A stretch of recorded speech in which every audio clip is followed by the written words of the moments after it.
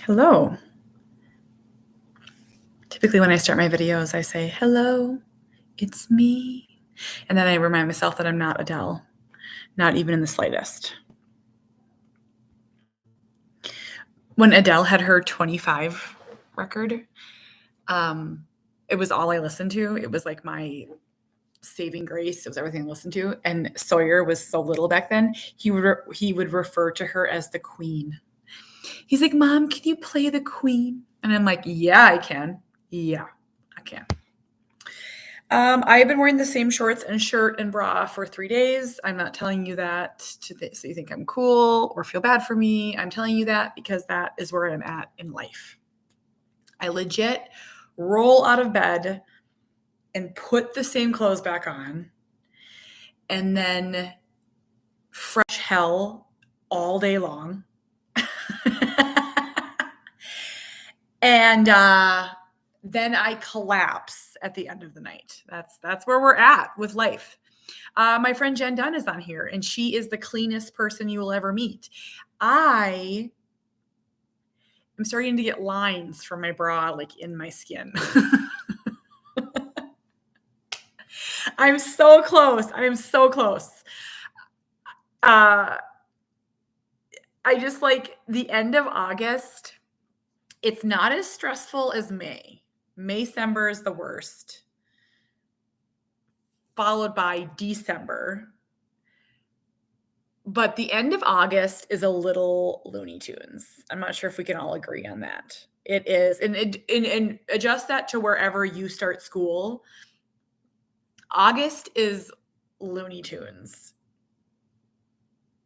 Close 3 days in a row is the sign of a long summer. Thank you, Stephanie, for understanding me. And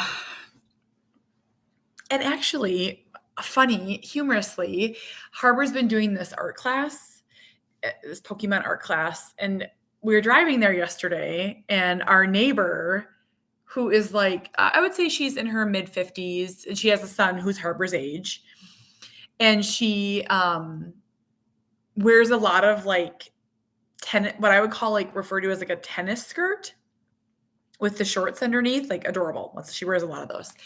And then a lot of like athletic tops. So you'd always say like she's very sporty. And we were driving by and I was like, "Hi, Jen." I like waved to her, and Harbor's like, "Moms aren't supposed to wear shorts." And I was like, ear. Like I've been wearing the rattiest shorts for 3 days. And I was like, "Dude, I'm wearing shorts right now." He's like, "Moms are supposed to wear pants." And I tried to like dig in and like figure out like where he heard this information from, but he gave me nothing. I was like, I can wear whatever I want to wear. Although I know I'm at the age where I like, do you guys feel like, so I'm 41. Do you guys ever feel like you're at the age where you shouldn't wear things anymore? And I know we shouldn't let society dictate what we do. I know. I was going into the sports store the other day. I brought Sawyer to get his school shoes. And there was a mom coming in, and I'm going to guess she was older than me, but she had like a phenomenal body, like very much like physically like well done. And she was wearing booty shorts. She was wearing cheeky shorts. And I was like, I don't think I couldn't even wear cheeky shorts when I was cheeky. You don't want to see it. You want to just keep it under wraps. But I do still wear like cut off jean shorts. So like I'm like, I wonder if I'm too old for those. Maybe. Oh yeah, if you got it, flaunt it. I always think that about swimsuits. I had a girls' weekend on Saturday night, and one of our friends who is totes adorbs, she was wearing a bikini and she had like the higher cut one. She looked phenomenal. And she's like, "I'm so insecure and I shouldn't be wearing this. I've had kids and stuff." And I was like, wear it. Wear it. If I could find a bikini that I liked, I would probably wear it. But I've never found one that I recently that I've liked. I also don't like swimsuit shopping. I went to Target last night and they had the suits were all 70% off, and I was like perusing through and I was like, I like that. I like that. And then I would like hold it up and I was like, yeah, I could use. Can I tell you something that happened to me that really took a big strike to my confidence? And then I'll talk about anxiety with Cooper. I've had a big blow to my confidence. And I think it's important to share. Some people may look at me and think that I'm a very confident person, and I'm confident in certain topics, but I'm oh, Evie, thought I was 31. Love it. Love it. Yes. But no, I had a big blow to my ego. So I just spoke in North Dakota. Fantastic event. And my fellow speaker, usually I don't speak with other speakers. Well, sometimes I guess, but usually when school districts, it's just one. But there was an autistic adult who was awesome. And he is an autistic adult and he has an autistic child, and he spoke just phenomenally. And I really enjoyed hearing him speak.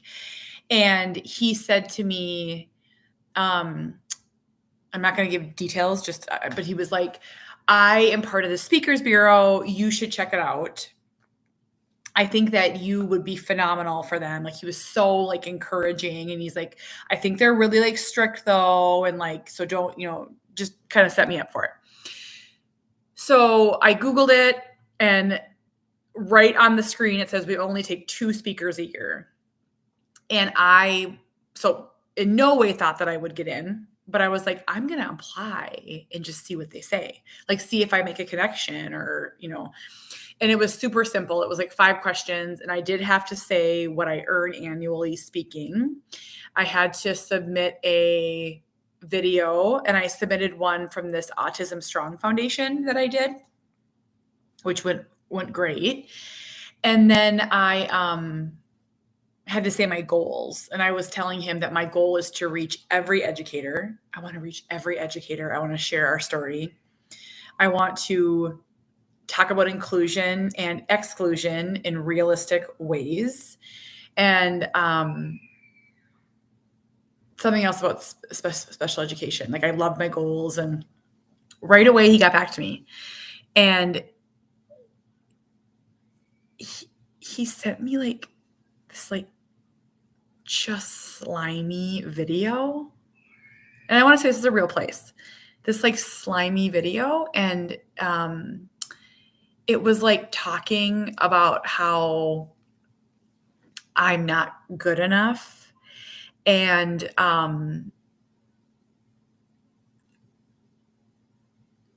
it was like so gross. It was like, you're not good enough. You're good enough to make this, but you're not good enough to make this. And if you come with me, I can get you to $300,000 a year speaking, but you have to first sign up for my 12-week course. And it just like oozed with how I'm not good enough. And so after, I was like sitting there talking to Jamie, and I was like, so first, I didn't expect to be picked, and it probably wouldn't have been a good thing to be picked anyways, because it's a lot of travel and that's just not possible. But second, he was trying to sell me on something. Like, it wasn't like I don't think he really thought I was a bad speaker. I think he just wanted to sell his course. And so like, it totally messed with my brain. And then I'm like, no, I'm not, like, I guess I'm not good enough unless I pay you thousands of dollars. It really hurt my feelings. But it's a real organization. It's real, like, and they really do. But I don't know. Yeah, weird. It was weird. It was like this like slimy video. Like, I don't know. So anyhow, it's like So now I have 4 presentations in the next week. Well, 5 really. And now I was just sitting here and I was going through the one and I'm like, well, I'm a piece of shit. Like, who's going to listen to me? That's so, I mean, I'm human. So I was like, dang it. Like, I shouldn't have applied. Oh no, Nicole, he does not run it. He's awesome. He is one of the speakers. So I know it's a real organization. Like, it's a real organization. But yeah, hurt my feels a little bit. Okay, so what I want to tell you today about I think this is, I'll also share. I am making lasagna soup. I've had a lot of people tell me that they like to see what I make. I put it in my stories. I do a lot of like Pinterest recipes and a lot of like viral Instagram recipes. I did the ramen lasagna. So good. And now I'm doing lasagna soup. And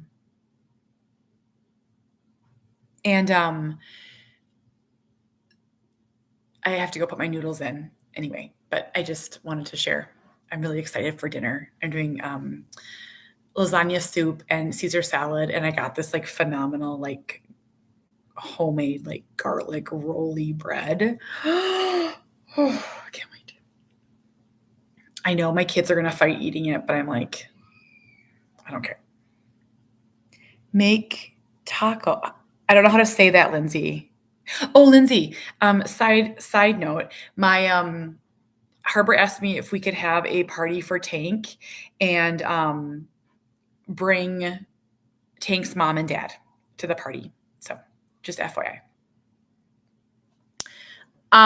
The soup was super easy. It's brown your hamburger, and you could also do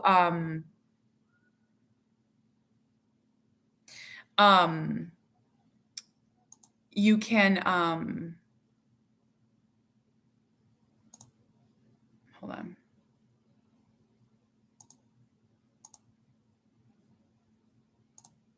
Let me just get rid of this friend here. Okay. Oh gosh, that's the first mean comment I've had in a long time. Thank you, Cody. I was humbling. Thank you. Thank you for reminding me. Okay, so it's brown hamburger and beef, and then onion and garlic, and then in the crock pot do diced tomato paste, chicken or beef broth, bunch of spices, and add the meat, and then I'll add the noodles in a few minutes here, but then on top of it, you put like a mixture of ricotta cheese and mozzarella and some other cheeses. So I'm excited. I can't wait. Will Cooper eat it? No. Oh, good grief. No. I don't think Cooper's ever eaten soup. He has never eaten soup, which is interesting. He doesn't like hot foods well, that's not true. I mean, I couldn't imagine him eating like a piping bowl of soup, if that makes sense. Yeah. He also is not good with a spoon, so he just wouldn't. Yeah. Anyhow, okay, let's talk about anxiety and balance. So Cooper, I talk a lot about this in my book. And then in my second book, Adrienne and Carrie and I have a whole chapter on anxiety. And I think that anxiety, it's so common with autism and it's often overlooked. So when I describe Cooper, his challenges truly are not autism. His challenges are anxiety, and it's just debilitating. And we did not know. I have this whole story in my new book. I was walking with a friend at this park, and I was like, we can't stop at stoplights. We can't turn left. We can't mention swimsuits or pools. If anyone drives by with a boat trailer or a camper, I was like saying all these things. I'm like, this cannot be autism. Like, what is this? And she was like, Kate, that her son's older, and she's like, that really sounds like anxiety. And I was like, well, what does Cooper have to be anxious about? Flash forward, Cooper has debilitating anxiety. And when I describe it as like I would say like a black steam engine, like coming near him and just engulfing him. And just when Cooper is in throes of anxiety, he looks different. I know that sounds crazy, but some of you are going to relate. Like his facial expression, his eyes, he's just, thank you, Catherine. He's just like a different person. And when he's, full of anxiety, information's not going in. You're not reaching him. And so we're probably on year 4. Well, we started Harbor's 5. So he's started with Prozac. I was very apprehensive. I was very against meds for a boatload of reasons. Prozac was amazing for Cooper and just really helped him and helped manage his debilitating anxiety. As time went on, we had to raise that dose quite consistently, and got to the point where it just wasn't working like it should anymore. And so we've made a change to Zoloft, and are having so far a good experience on Zoloft. I'll tell you, when Cooper's anxiety rises, we can tell because of his body. He skin picks, removes his nails, his toenails, really goes after his body, any blemish. He has some pretty big, his whole arms are scarred. He has some big wounds on his legs. And you have to be so careful because he won't wear Band-Aids and he doesn't want anything on them, but he's so at risk for infection. So staph is a big worry for us with him. We're constantly cleaning him, constantly trying to keep it okay. We've had a really good handle on his anxiety for a while. And I have a friend who says that, and she has anxiety personally. She's my friend Adrienne. And she said that she raises her dosage every Christmas and every May because she knows that's her high anxiety times. Well, oddly, Cooper's are Christmas, May, end of school, and back to school. So we're seeing it uptick again. We're really seeing it. And while we've been in this okay place with anxiety, we've been able to talk about things like we can be like, we're going to go to Thomas on August 3rd, and we're going to go to Chicago on November, whatever the dates are. When he's really full of anxiety, we could never tell him those things because it would just break him. And it's really interesting because today I'm seeing it rise again. He wants to camp with grandma and grandpa, which isn't going to happen, but he wants to. And he wants to go on this Amtrak trip. And hi, Tiffany. And so he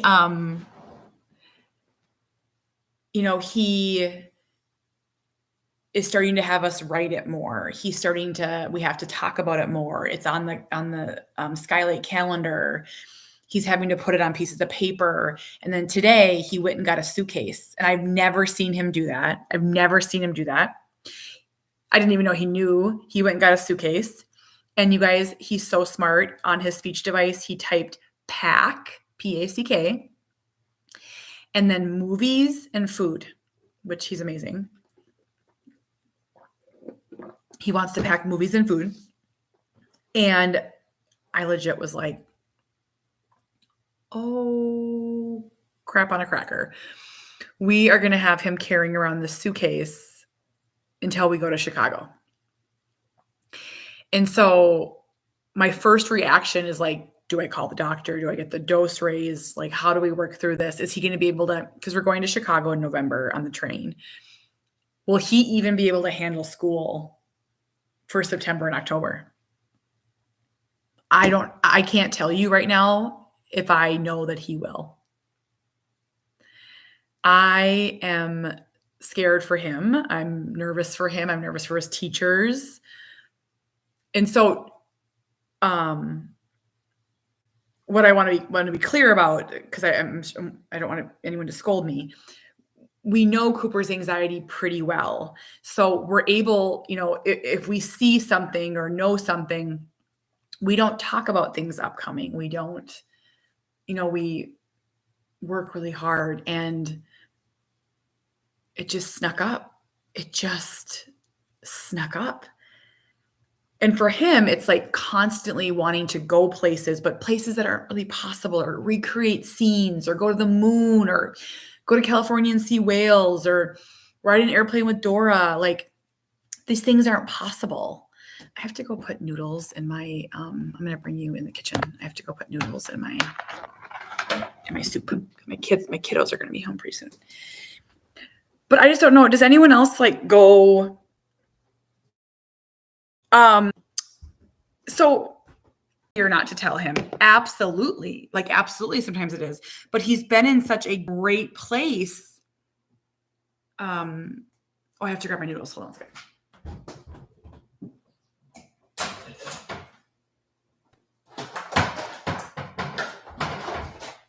He's been in such a great place that we've been able to talk about it. So it's been so fun for so long, because we've been able to like talk about these upcoming things and make plans. And, as someone that has a child like Cooper, we haven't always been able to do that. I don't know how many of these I'm supposed to put in here. And my recipe is on. So I'm literally just breaking these and adding these to the crock pot. So would a countdown help? So what happens when we do a countdown, because like we'll do it like on his whiteboard or on a piece of paper. I've tried paper chains, is he just cheats. Like, he cheats his way through, if that makes sense. He'll just like start erasing. And now Cooper's a very, very smart boy. So he knows that we're going in November. So I said to him, he called me over, and he has this song that he's watched like his whole life. And it's like January, February, someone on here knows, March, April, and he called me over and paused it and then started it right at November. So he knows. And he understands time. So I get asked that question a lot. Like, when did Cooper start understanding time? Dates, that sort of thing. I would say 11, he started understanding.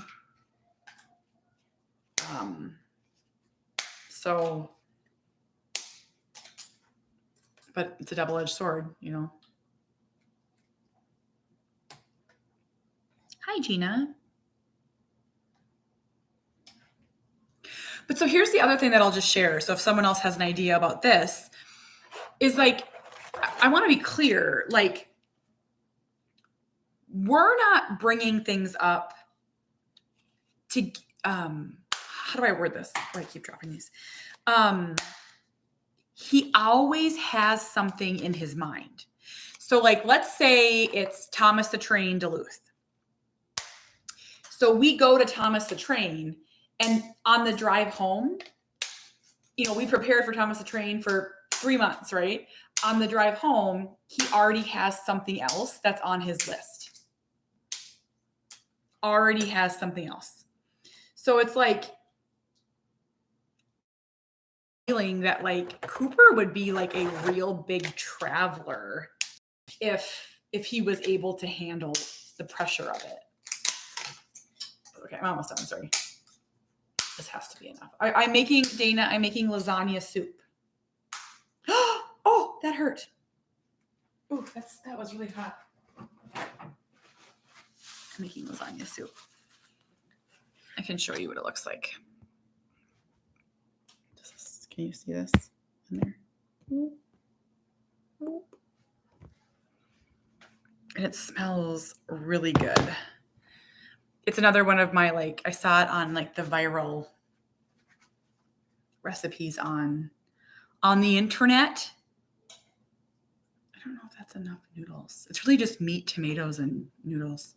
And then I'll add ricotta and mozzarella and Parmesan when it's done. And then we're going to do, whenever we do soup, we always do Caesar salad, which Sawyer and Harbor will eat Caesar salad. Actually, Winnie probably will too. And then I got our favorite. Are your kids obsessed with these? King's Hawaiian rolls, obsessed. And then I got these ones. These are like garlic pull-apart rolls for me and Jamie. Yeah. So Angel, back to what you just said, people will always ask me, like, did Cooper have a great time? And I don't know if any of you have kids like this. I'm like, yeah, I think so. I think he had a good time. But like, the second it's over, he's like, Amtrak Chicago. Second that's over, like the airport. We went to the airport. It was like the biggest thing that we've ever done. We did this trial thing, for the flights. And I mean, he had been counting that down for years. And the second we did it, it was like, what's next? I think it's just kind of the way that he manages his anxiety. I think so. Okay, I'm going to get dinner ready. I'm going to have little humans here in 30 minutes. I hope everyone has a fantastic day. I think we have nothing tonight, so I think we're going to maybe do some bike riding tonight, get Cooper outside. They're all at Grandma and Grandpa's right now. I just went over there for an hour to get out of my hair so I could work on my presentation. So, yeah. Tomorrow I'm presenting to Somerset School District for anyone that's local. And then, we have Harbor and Sawyer's back to school night. And then, yeah, it's just every day is like that. Just right now. So, okay, I got to run. Have a great day, everyone. Bye-bye.